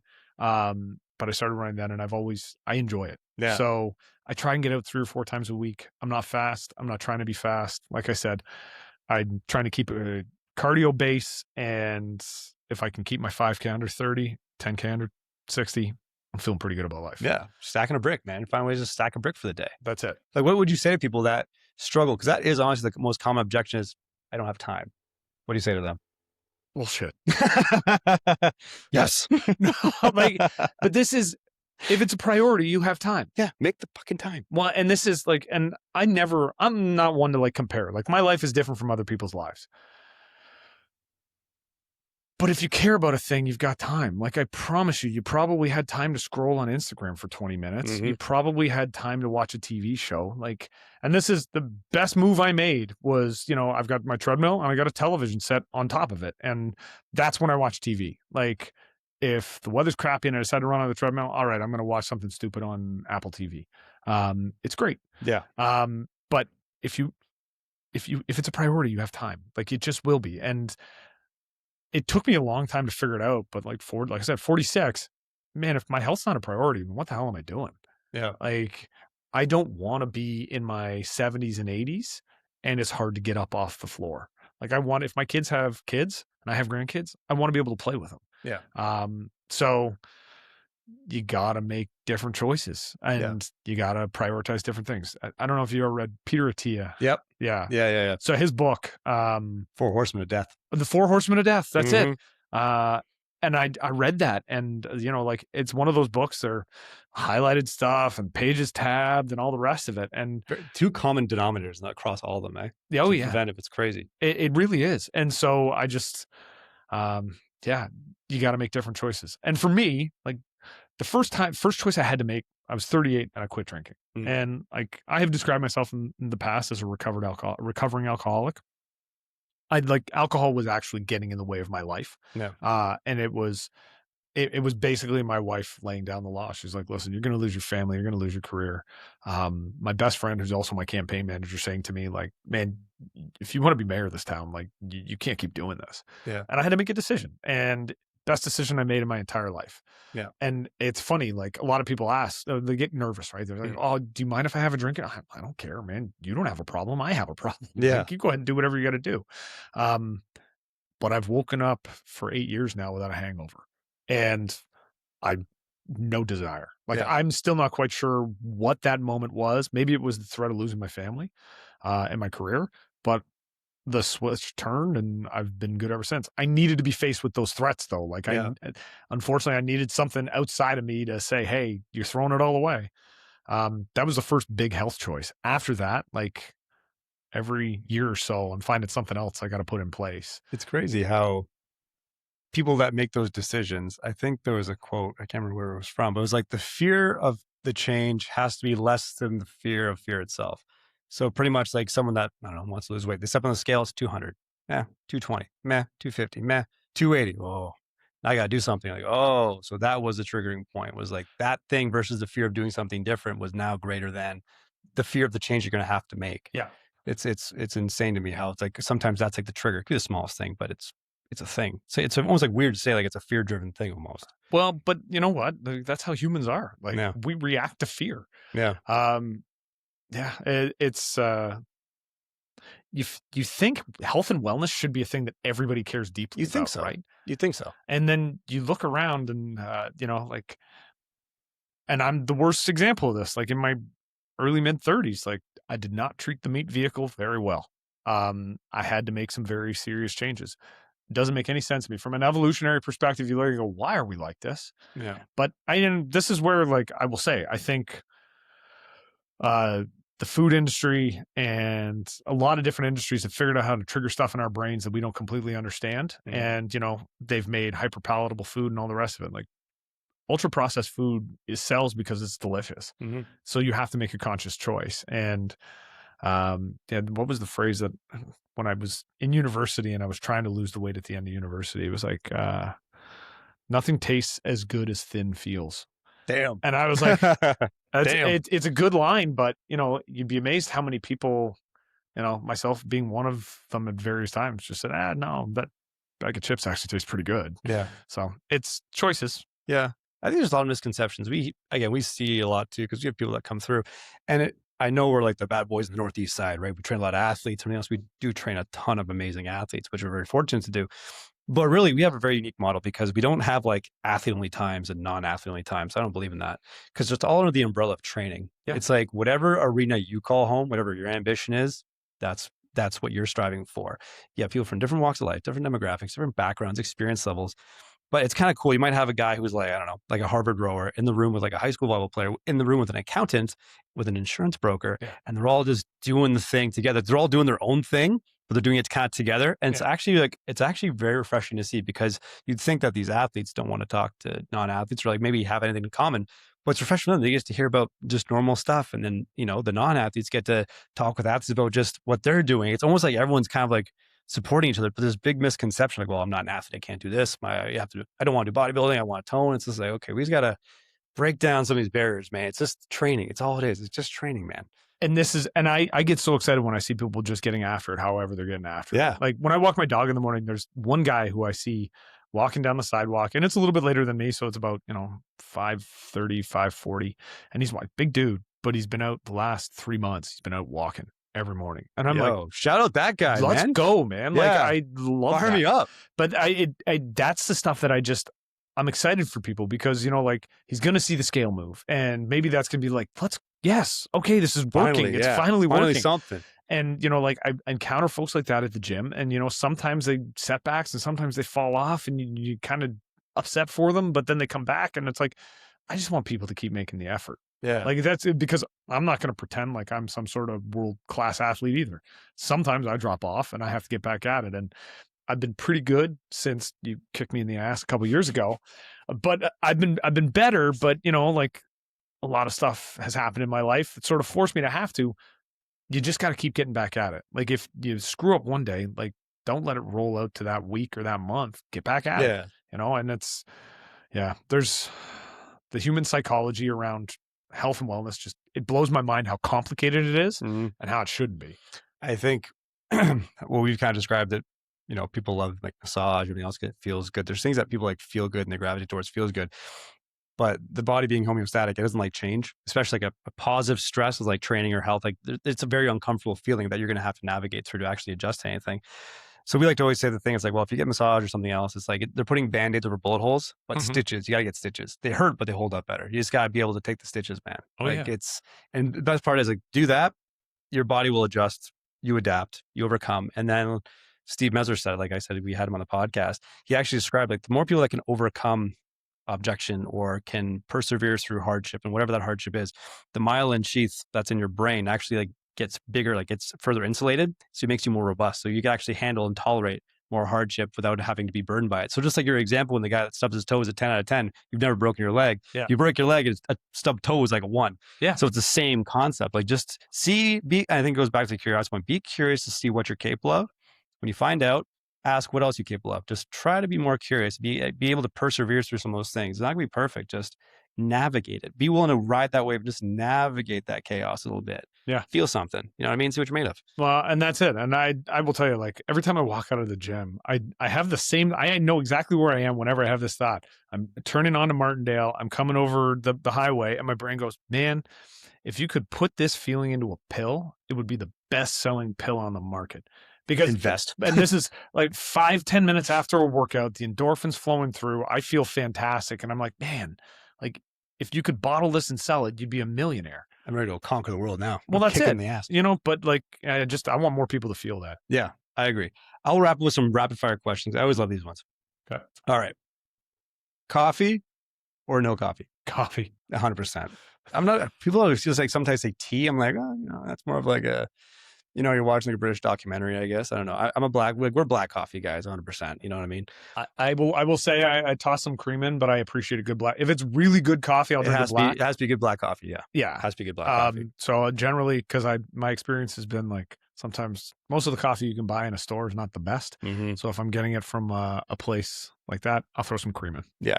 Like we try to teach our high school co-op students, like if you're gonna make coffee, guys, here's how you do it. Yeah. And this is the brand you got to use. And we'll know if it's like sludge or sediment or if it's watered down. We will be keeping tabs on the coffee because we run through like pots a day because we're here like 12 hours. We're like hammering coffee like it's water. Do you have a personal favorite brand? I do. I like the, what's it called? Dark Horse? It's like that black bag. I think it's called Dark Horse or something. Kicking Horse. Kicking Horse. Sorry. Yes. Kicking Horse. I do like the Kicking Horse. We'll grind it up. That's pretty good. If I'm in a pinch, you have to buy the bulk stuff. I don't mind, what's it called? Folders. It's okay. It's not great. Yeah. I'm not a big fan of Starbucks coffee, honestly. I'm not a huge Starbucks coffee guy, And they've got a couple of dark roasts that I really like. I like a blonde roast. I need the caffeine. See, and I get that. So my oldest son is from Ethiopia. Mm-hmm. So when we went over to adopt him, I got an Ethiopian coffee. Went back with him and got like the authentic stuff from like downtown Addis Ababa. Yeah, buddy. And those are the ones like you drink it black because there's no better flavor in the world than Mm-hmm. black Ethiopian coffee. So if I can get my hands on that, it's black all the time. I got to explore that. Okay, what's your go-to lift? If you're in the gym and you had like 20 minutes, what's the lift you're pumping out? Deadlift. Oh, hell yeah. Trap bar or straight bar? Straight bar. Okay, that's good. Hook grip. I love it. Yeah, hook grip. Yeah. I cannot hook grip on deadlift. Oh, Miles does it all the time. Can I cannot hook on deadlift. There is no better feeling than walking out of the gym and your thumbs are crushed. Oh, I love it. It's I used to go with an alternating grip, and then I felt kind of like I was cheating. what? It's not. It's not cheating. No, but it feels like, because everybody's got a stronger way, right? And so like I always felt like, okay, but should I be training it the other way? Am I creating an imbalance? I got into all those stupid questions. I'm like, and then a buddy of mine taught me how to do the hook grip, and I have never looked back. I will only hook grip on cleans. That's the only time I'll hook grip. I'm not hook gripping on deadlifts more than nothing. I'll switch grip all the time. 315 on the straight bar with a hook grip, and like your thumbs are just screaming by the end of the set. What's your PR on the deadlift? What's your max? Max all time? 355. That's not bad. It's not bad. That's not bad. It's I got up to, I haven't done singles in a while. I think I got 315 for 3 about 3 weeks ago. That's not terrible. No. Maybe you gotta do Thanks, some man. I back- appreciate that. Yeah, we gotta do some back offs. We can get that to 400. You got long arms. You can definitely get them up to 400 easy. Yeah. We'll bump those numbers up. We'll work on that. Okay. What's your go-to sport to watch? Did you watch the draft, by the way? Did you watch the NFL draft? Didn't, but I would have. 2 running backs from Notre Dame. Yeah, it's weird. That was crazy. I've heard a bunch of stuff. It seems like it was a weak draft, right? Like, so a lot of stuff happened. I watch a lot of baseball. It's a political thing. I don't know why. Really? Politicians love baseball. I think it's because of all the stats. That's the assumption I make. Most of the political people I know are huge baseball fans. I would never have thought baseball would be like the political show. Yeah, it's weird. But I probably devote the most time to watching football and then Premier League soccer. Yep. Soccer? Yeah. Who's your team in the Premier? Liverpool. God damn it. Why? Who are you? Not gonna say. Since you're to Liverpool, not gonna go anywhere else. You're going to say Tottenham? Yeah. Are you? Oh, really? Hey, it's okay. You said Liverpool. Moving on. I don't want to talk about it. You enjoy the championship next year. Thanks. Thanks, man. Fuck off. This is bullshit. For the record, and I came by it honestly, I was 7 years old living in England. And that was when I became a Liverpool fan. Okay. And that was back in the days of like Sir Kenny Dalglish was the manager, and it was Ian Rush and John Aldridge and Johnny Barnes. And like, I still think about that. And it was also, it was just a weird time, but yeah, I just fell in love with it. And my oldest now is a huge Liverpool fan with me. Yeah. And I don't know, someday I'll get to Anfield and I'll sing You'll Never Walk Alone and I'll cry like everybody else does. It'll be a moment. It'll be beautiful. There'll be a moment. Do you watch basketball? Besides the River Lions. So I watch the River Lions. Basketball is the one in person. I love it. It is fun in person. Yeah. I can't watch it on TV. Really? No, but in person, I have a blast. Yeah. I really enjoy it in person. I've been to Final Four. D1 basketball is fucking awesome. Oh, it is. Dude, And the bracket's so much fun. I have a blast with it. I'm terrible at picking the brackets because I don't pay close enough attention. I always pick Houston. I always get let down. Although they've won some of their divisions and they've done good, but I'm a Houston Cougars fan on that. So I'm an Ohio State football fan. Cyclones. No, Ohio State. Oh, so Buckeyes. Ohio State. You're a Buckeyes fan. Okay, yeah. good. Because I have friends who are Michigan fans. And the one, shout out Dave, by the way. Watch this. I love the Buckeyes for football. So naturally, he hates Michigan. He hates them because he's a Michigan guy. Yep. So what I did out of spite was I simply just took his email address and his phone number and his home address, and I subscribed him to the Ohio State fan club. Oh, that's beautiful because you can't ever get unsubscribed from that. I know. So I just every time he tries, I always make sure if I hear any new contact information, I'll just put it in the Ohio State fan club. And that way he just gets sent anything. I will pay for shipping just out of spite because I want him to have all that stuff. I've at his front doorstep. I have been to the Big House. I have been to the Shoe. I love Ohio State football. They are really, really good. And I know that Michigan won a couple of years ago, but Ohio State won after that. So you know what? I'm fine with it. You know what I mean? And I will keep sending him gear in the mail from Ohio State. As mad as he gets, he's a good sport about it, but I think he's pissed. Ohio State won the national championship, not this past season, the season before. And I was excited by that. But we finally beat Michigan this year. And that was, if we win the game, like, we can win a national championship too, but if we win the game, that's what matters. Yeah, that's the playoffs, really. That is like the pinnacle for them is beating the Wolverines. That's fair. What do you think as a place in St. Catharines, best spot, that people often overlook? Let's say restaurant. Ooh, restaurant that people overlook. There's a lot of slept-on gems around here, I'm telling you. Yeah. Mm-hmm. The Valley. Really? Yeah. Okay. Like, I don't hear a lot of people tell me they go there, but I know it's, you know what? Okay. So actually, I'm going to back up from that. Great. Cafe Amore. They are good. Yeah. And they just moved. They're on 4th Avenue now. Yeah. And it's phenomenal. Like, they've got a tagliatelle dish there that it just blows my mind every time I have it. And it makes me angry that I can't make food as good as they make. Cafe Amore. Yeah. In terms of like places, not food places, but just places in St. Catharines, Jones Beach. Jones Beach. Most people don't know where Jones Beach I have is. no idea where It's in Jones- Port Weller East. It's on the east side. It's just around the corner from here. It's Oh shit.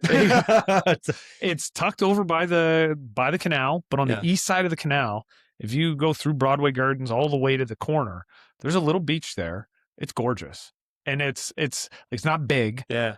but it's just a really chill spot in the city. Me and my kids will go there every once in a while. My wife and I will head over there just to. Jones Beach. It's calm, and it's like Sunset Beach will get crazy. Yeah, Lakeside's that's great. always crazy. Jones Beach is always chill. Man, I didn't know that. Yeah, I didn't know Jones Beach was around here. And I even know I hear about it. there's a couple of parks like in the north end on the water that I always rediscover them every time I'm campaigning, and I'll be like, man, why don't I come up here? Like, so I've actually changed some of my running routes to be able to go along them, like waterfront trail stuff.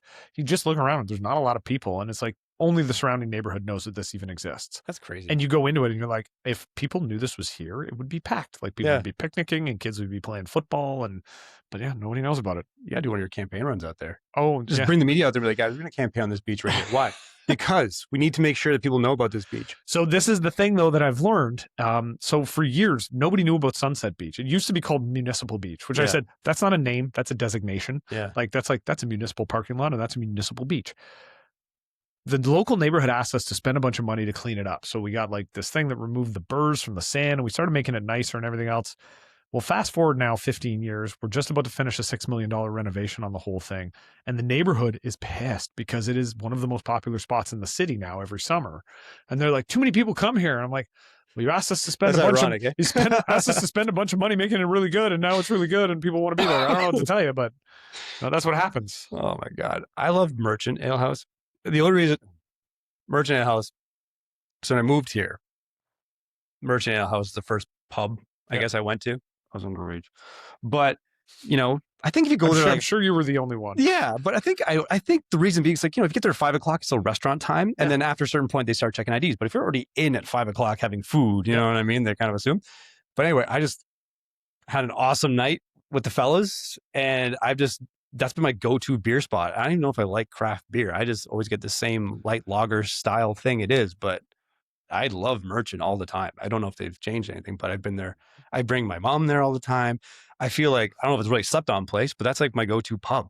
Other than that, like it's simple. Great pub. I was there a couple of weeks ago and they had like the special for the day was like a fried bologna sandwich. A fried bologna sandwich. And I was like, you know what? I'm going to give it a shot. Yeah. I got some buffalo specialty. So let's see. It was delicious.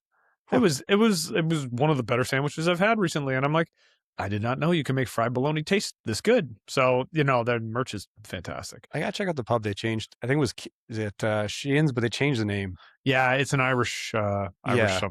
I don't know what they call it. I gotta check that place out too. There's a couple of spots I have to. Have you been to Fat Rabbit yet?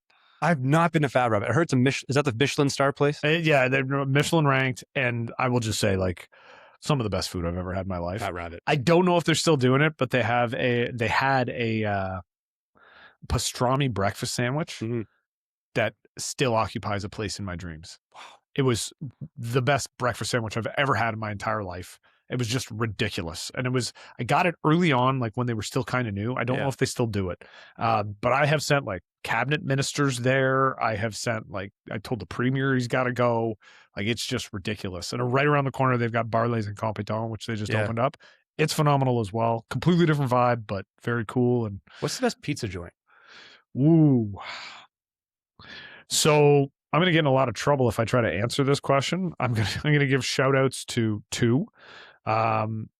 three, actually. There's Big Brother on James Street. It's just a little hole in the wall next to Market Square.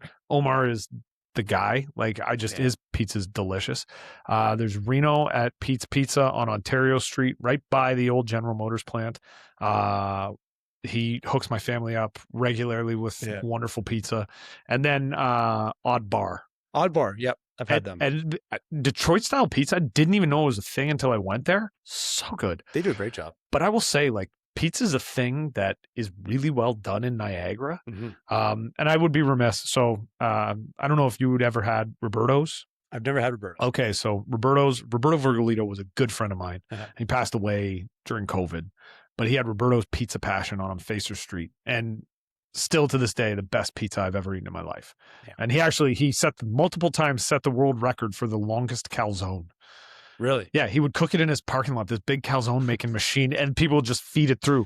And I was like, I got to be a judge for the Guinness Book of World Records once. That's awesome. In like 2015. He's like, come out and be the judge. I'm like, sure. And then I got to take home like an entire pizza box of calzone. That's fucking sweet. It was amazing. But I miss Rob because he made the best pizza in the world. I always said, and I don't know what other people's opinion is, for me, the pizza's made by the crust. Everybody's got their own take on the sauce. Yeah, the ingredients are different. But if the crust is good enough that I would eat it by itself, you're doing a good pizza. And Rob Virgolito made the best pizza crust I've ever eaten in my entire life. This is great. You solved a lot of problems for me because now I have date nights planned out. Oh, there you go. You planned out my next couple weeks of date nights. So you're welcome. My fiance will be very, very happy with all those recommendations. So I have something to go. Last thing I'll say is, what's something that you want people to remember you when your time as mayor is done?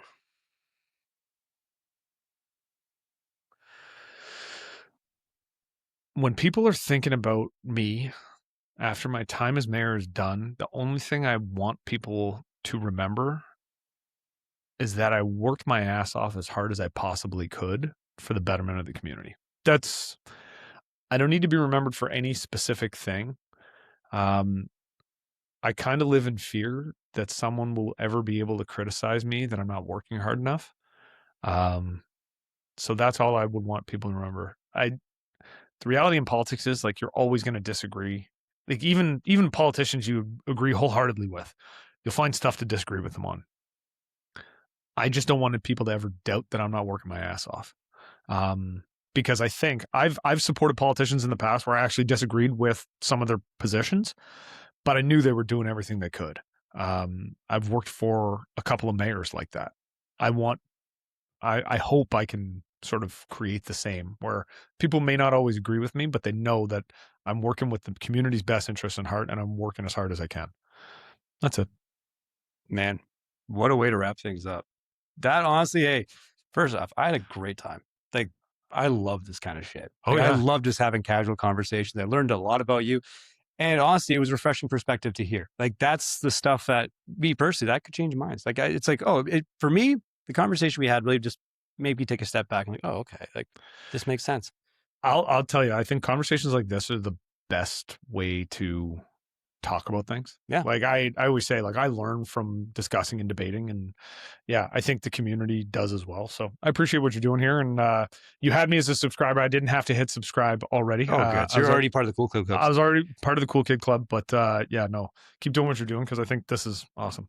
Appreciate it. Guys, you know where to find us. We're on Spotify, we're on Apple, we're on YouTube. And just like the mayor said, you might as well be a cool kid and subscribe, because we have weekly rants coming out every Friday morning. So you know where to find us. We have some awesome guests.